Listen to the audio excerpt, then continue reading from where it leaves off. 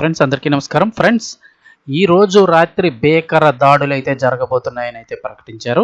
తీవ్ర టెన్షన్లో ప్రజలు. అసలు ఏం జరిగింది, ఏంటి, ఎక్కడ వివరాలు తెలుసుకుందాం. వీడియో పూర్తిగా చూడండి. అలాగే తప్పకుండా లైక్ చేయండి. మరిన్ని అప్డేట్స్ కోసం ఛానల్ని సబ్స్క్రైబ్ చేసుకోండి. ప్రభుత్వం నుంచి వచ్చే ముఖ్యమైన అప్డేట్స్ అన్ని మన ఛానల్ ద్వారా మీకు ఎప్పటికప్పుడు తెలియచేయడం జరుగుతుంది. ఇంకా వివరాల్లోకి అయితే వెళ్ళిపోదాము. ఈ రోజు రాత్రికి ఇరాన్పై భారీ దాడులు చేయనున్నట్లు డొనాల్డ్ ట్రంప్ సంచలన ప్రకటన చేశారు. ఆల్మోస్ట్ యుద్ధం ముగిసింది అనుకుంటున్న సమయంలో మరొకసారి దాడులకు సిద్ధమయ్యారు. ఈ రాత్రికి ఇరాన్పై భీకర దాడులు చేస్తామంటూ అమెరికా అధ్యక్షుడు డొనాల్డ్ ట్రంప్ సంచలన ప్రకటన చేశారు. టర్కీ రాజధాని అంకారాలో జరుగుతున్న నాటో సదస్సు వేదికగా ఇరాన్ దేశానికి తుది హెచ్చరికలు జారీ చేశారు.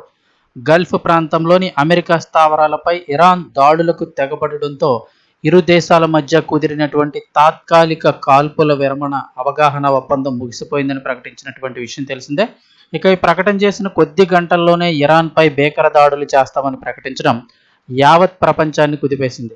మంగళవారం రాత్రే తాము ఇరాన్ యొక్క శక్తులను దెబ్బతీశామని, ఈ రాత్రికి జరగబోయే దాడులు అంతకంటే పెద్ద ఎత్తున ఉంటాయని, అవసరమైతే ఇరాన్కి చెందినటువంటి ప్రసిద్ధ కార్గ్ ద్వీపాన్ని కూడా తమ ఆధీనంలోకి తీసుకుంటామంటూ ట్రంప్ హెచ్చరించారు. అంతర్జాతీయ సముద్ర మార్గాల్లో ప్రయాణించే వ్యాపార నౌకలపై డ్రోన్లు, క్షిపణులతో దాడులు చేస్తూ ఇరాన్ తీవ్ర అరాచకానికి పాల్పడుతోందంటూ ట్రంప్ మండిపడ్డారు. ఆ దేశం గత 47 ఏళ్లుగా అబద్ధాలు చెబుతూ మోసాలకు పాల్పడుతూ మిడిల్ ఈస్ట్ ప్రాంతంలో రౌడీలా ప్రవర్తిస్తోందంటూ ట్రంప్ ఆరోపించారు. తమ సైనికుల్ని పొట్టన పెట్టుకున్న ఇరాన్తో తేల్చుకోవలసిన పాత లెక్కలు చాలానే ఉన్నాయన్నారు. ఇరాన్ అనురహిత దేశంగా మారడమే తమ ఏకైక లక్ష్యం అంటూ ట్రంప్ స్పష్టం చేశారు.